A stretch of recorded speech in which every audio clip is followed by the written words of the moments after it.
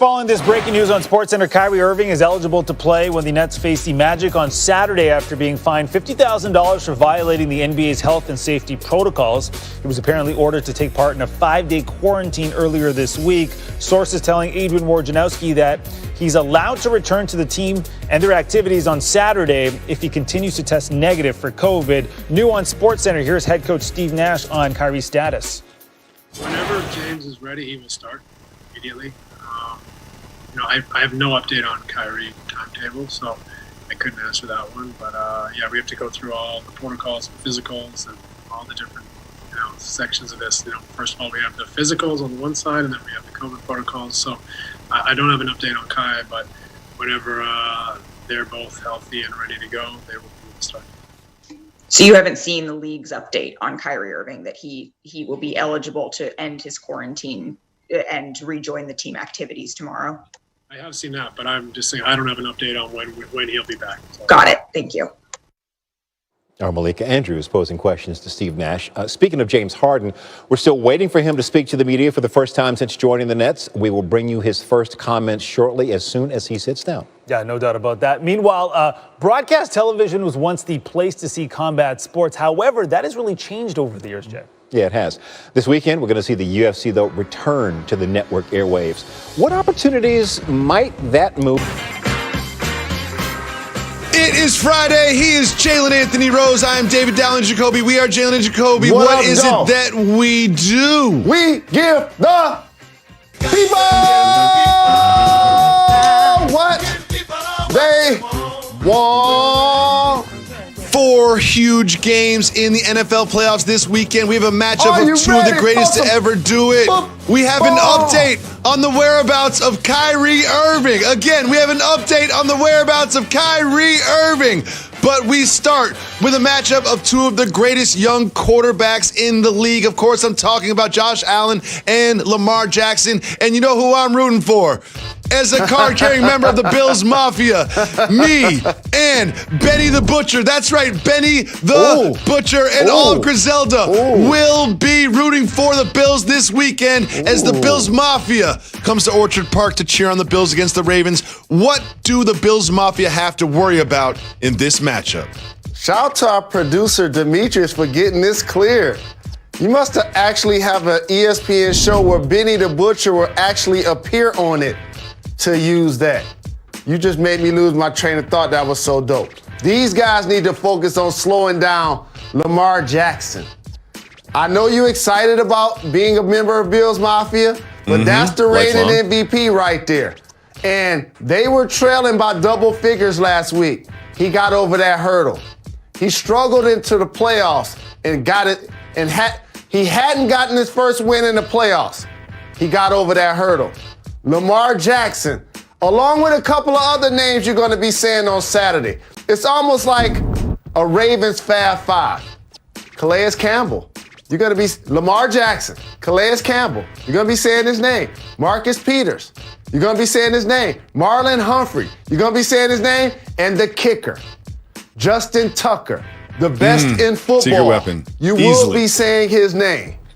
Easily. Those are really good points. Now, let me make some points for the Bills because they've got a great secondary that's going to limit the passing game when they've got White and Hyde and Poyer. However, 2 names you don't hear a lot from, Tremaine Edwards and Matt Milano. Those are linebackers that are going to need to limit this rush attack, to limit Lamar Jackson, contain him so he doesn't break those big runs. Because over the last 6 games the Ravens have won, they're averaging more than 260 yards on the ground a game. It is going to be those Bills linebackers that on defense that might not be household names. That you'll be calling those names, remember, Edmonds and Milano. Not the big stars that the Ravens got on defense, but that will be the key to the Bills defense. What are the key to the Bills offense in this one, Mr. Rose? Now, the Bills have a distinct advantage in a different area of this game, the passing one.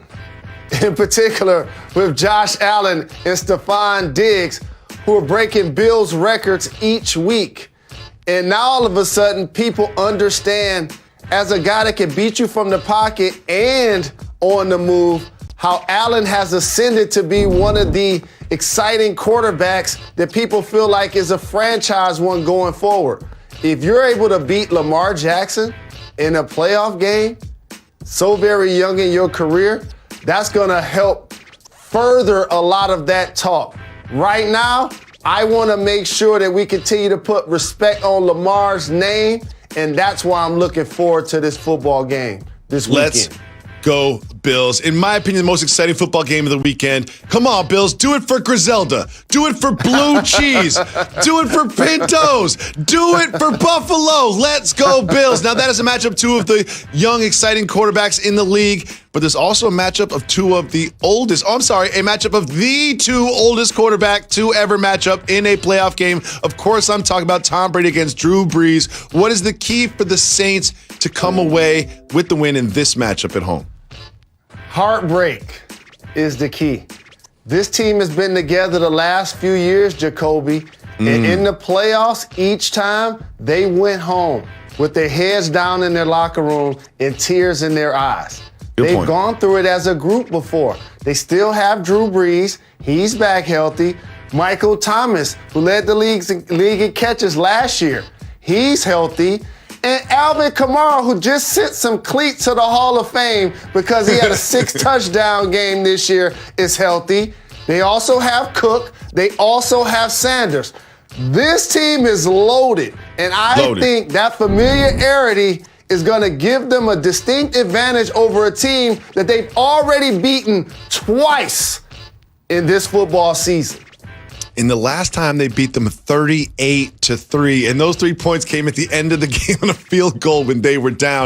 And Jalen, the key for the Saints on the other side of the ball is getting pressure on the GOAT, Tom Brady. Because when you look at his numbers, pressure versus not pressured, when he is in a clean pocket, he goes from being the GOAT. Under pressure, he becomes a GOAT. Look at that, 84 QBR without pressure. 6 QBR with pressure. 6 out of whatever the top of QBR is with pressure. That is the key to the Saints getting after Tom. And if you remember that 38-3 game, Cam Jordan got him down, and also Hendrickson got him down. Hendrickson didn't play last week, but he is now limited in practice, and he can cause a lot of problems for Tom Brady and also cause pressures that lead to interceptions. Because if you remember in that last game, Tom Brady was uncomfortable, and Hendrickson, who was limited in practice, hopefully he'll be available for the game, had a lot to do with that. Now, Jalen, I'm going to put you on the spot. In the battle of these two of the greatest to ever do it, who do you think has a better performance? I think Drew Brees has a better performance, Jacoby, because of what you just said, the Saints' ability to make Tom Brady uncomfortable.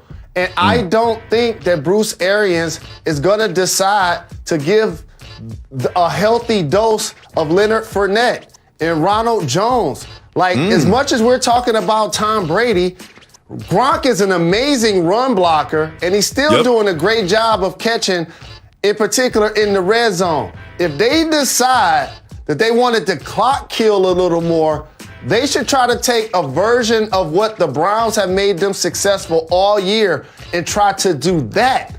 And then all of a sudden, hit Evans, hit Antonio Brown, not the other way around with a 43-year-old quarterback.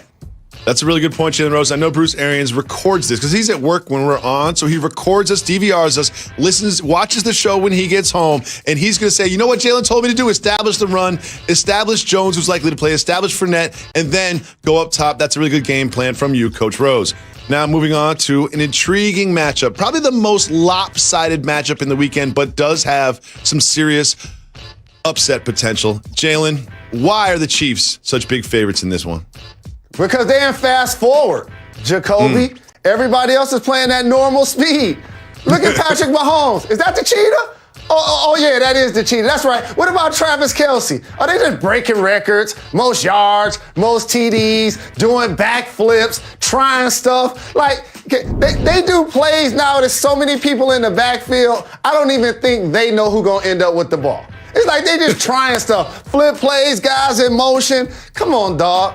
Don't pick against the Kansas City Chiefs. Don't be that guy. I have some good news for Travis Kelce.